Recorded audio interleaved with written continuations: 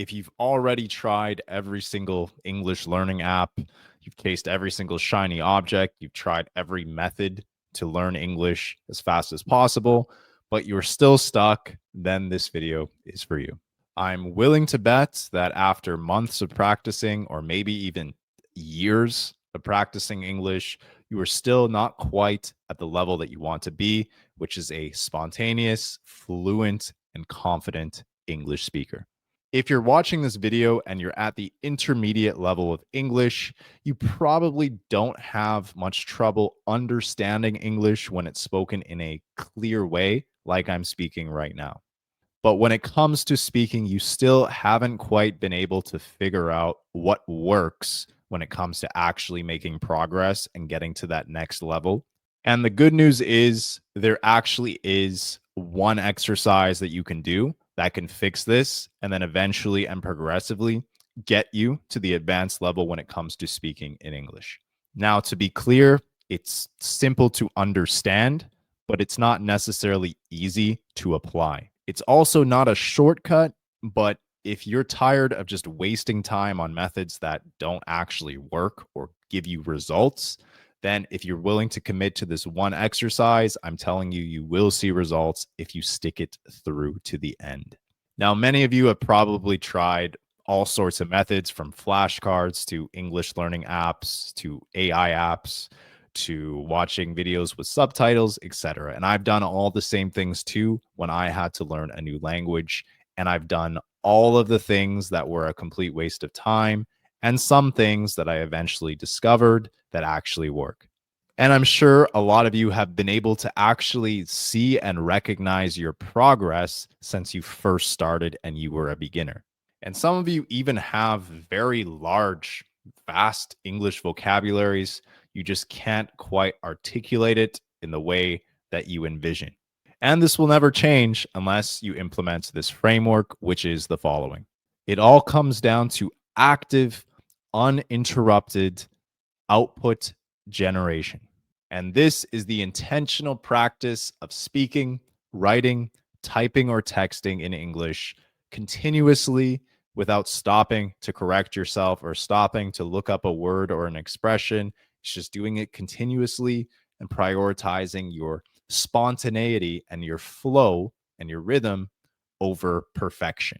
It's about building muscle memory and speed as opposed to perfect accuracy.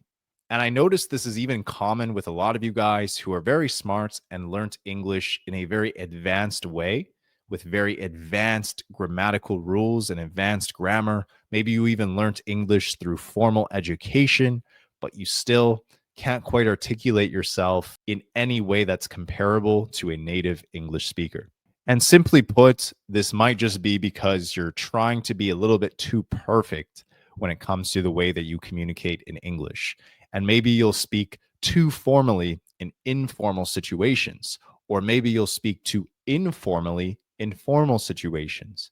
You don't have a good balance, and you don't have a good understanding of how English speakers really communicate with one another. If you're watching this video and you can understand most, if not everything that I'm saying, you are probably at one of the intermediate levels of English, which means your foundation is probably very good. Your observation skills, being listening and reading, are also probably pretty good. But then when it comes to your output, your application skills, that's where you struggle a little bit more, which is spontaneous speaking and writing. And now the exercise, like mentioned before, is quite simple. It all just comes down to speaking or writing continuously without stopping. I'd recommend doing this for at least 5 to 10 minutes without stopping. And it can be about literally any subject. It could be about anything. Don't stop and think and reach for the perfect word. Don't stop to correct your grammar. Don't stop to try to translate an expression that doesn't translate properly back into your native language. You just keep going. You keep expressing yourself. You're not trying to be perfect. You're just trying to converse naturally and spontaneously. The goal of this is to train your brain to prioritize flow and speed of production. Now, let's be more specific about how to put this one exercise into use.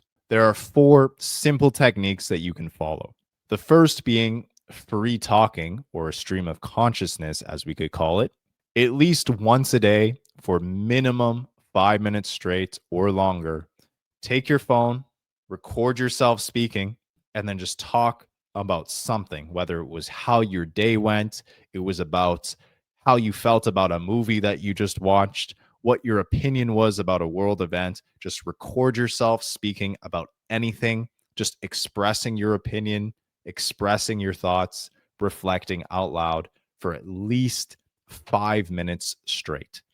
You're not looking anything up. You're not correcting your grammar. You're just speaking and flowing as if you were having a conversation with a real person in front of you. A lot of you guys who are stuck and hesitant when you speak, I know for a fact you do not do drills like this nearly enough, because once you do this and once you actually practice expressing yourself out loud and training your mouth to have conversations with yourself, when you come into real life situations and real life interactions, it's very easy and natural for you to express yourself if you've been doing this drill enough times. It's like learning a new skill for the first time. Once you've done something 100 times, 1,000 times, 10,000 times, 100,000 times, 1,000,000 times, it will just become second nature. It'll just become a part of who you are. It will just feel natural. It won't be hesitant. It won't be blocked. You won't be stopping and reaching for words and communicating awkwardly in a broken way. It will be completely natural because you've done it so many times before by practicing with this exercise. Another technique you can do is very similar to the free talk or speaking drill, which is just free writing. This just consists of journaling. But in the modern day, I don't really recommend writing by hand. I would recommend typing on a computer or texting on your phone, actually, because as you do that, you will be able to clearly see where you went wrong with the spell check tools, and you can correct that later. But when it comes to spontaneously expressing yourself, it feels more natural. It feels more easy. It feels like you're actually texting someone who you know, or you're typing a message like in an email to somebody on the computer.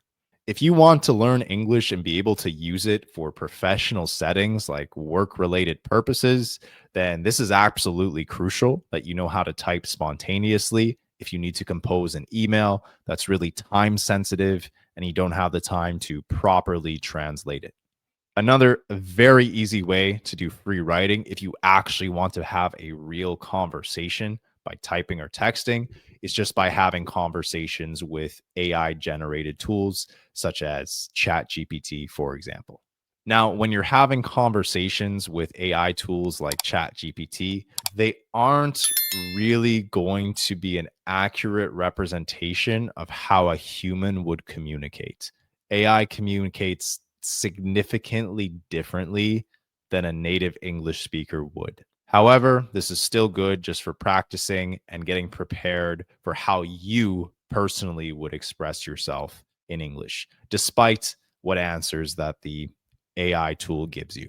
If you're someone who doesn't have a lot to say, or you're not very expressive and you don't really want to do free speaking or free writing, there are still other techniques you can do to practice. An easy one would just be summarizing and reiterating a story or anything that you see in English media. For example, you can watch a TV show in English, you can watch a movie in English, you can watch a short form video in English, or you can even watch or read an article in English. It doesn't really matter what it is, just after you consume the English media, just summarize what you just consumed. Give a summary. What was it about? What did you like about it? What did you dislike about it? You can even just ask yourself open ended questions about what you just consumed, and then just express yourself for at least 5 minutes or longer in a written or spoken format, preferably both. But if you want to work more on your speaking, that's more important to you, you can just do speaking. If you need to do both, then you can do both. Now, if you are not very good at writing and speaking and you have a lot of room for improvement for both of them, then I would recommend you do both because all of the different skills in English actually all go hand in hand when it comes to being an overall fluent English communicator. And if you really don't know what to watch online or you don't know what to express yourself about, you can literally just describe everything that's just around you. So for 5 minutes straight or more, you can literally just look around you and just describe everything. I can describe the camera that's videotaping me right now. There's a microphone here right in front of me. Seems to be working good. I like this model. It has a good sound quality. You can just talk and just talk about anything that's just around you randomly. Just by doing this, just by expressing yourself spontaneously about random things that come to mind, is going to prepare you for real life conversations when you need to go back and forth with someone in a fluent and comfortable and natural way. And it's really that simple. Like I said, the system and the one exercise and all the different ways you can do the one exercise is quite simple and easy to understand. It's just not necessarily easy because it's unnatural for a lot of you to practice your speaking skills and use sounds and words that are completely unnatural to you and you haven't trained your mouth to do over your entire lifetime, essentially. And really, that's the hard part. It's really just being comfortable being uncomfortable. So essentially, being comfortable failing to pronounce words the first few times and then eventually getting more comfortable and more used to speaking in a certain way. So, to recap, the 4 techniques you could use for output generation. Number 1 is free talking, just talking about anything for 5 minutes or more, and record yourself. You can play it back, and you should be able to clearly see where the gaps are in your speaking skills. Number 2 would just be free writing, essentially the same thing as free speaking, except you're just writing, typing, or texting. I recommend typing and texting in the modern day. And then number 3, retelling and summarizing. This is pretty straightforward. Just consume some English media and then just summarize what you just watched, how you felt about it. Ask yourself open ended questions. And then the 4th technique, if you really want to use it, just describe anything around you in a spontaneous way. Just describe what you like about the things surrounding you, or just describe how they make you feel. Ask yourself open ended questions about things that are around you. So, again, when using this exercise at first, it may feel uncomfortable, it may feel awkward, but you really do need to do this if you want to eventually ascend to the advanced levels of speaking in English. If you're someone who's at the intermediate levels of English and you are very adept when it comes to observing, listening to English, reading English, you have good grammar, you have good vocabulary, etc., but you can't speak, and then you try this drill and it's very uncomfortable for you, that's a good sign because it means you probably haven't been doing this nearly enough. And this is the thing that is going to fix your problem and actually make you an advanced English speaker as you practice this over time. And honestly, this is the problem for most of you watching.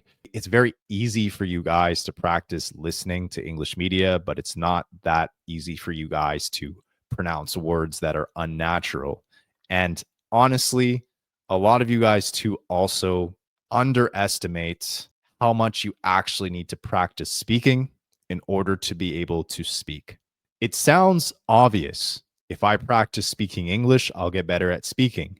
But a lot of you do the easy thing, which is you consume a ton of English media, way more than you ever practice actually saying things out loud and training your mouth to pronounce words out loud in English. Watching English videos on social media and then thinking and saying things in your head in English is not the same thing at all as training your mouth to physically say words out loud.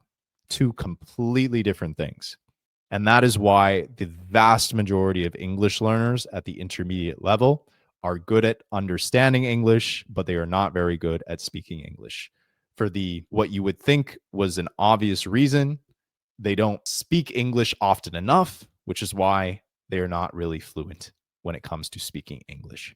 And as a final note, native English speakers, such as myself, do not even speak English perfectly.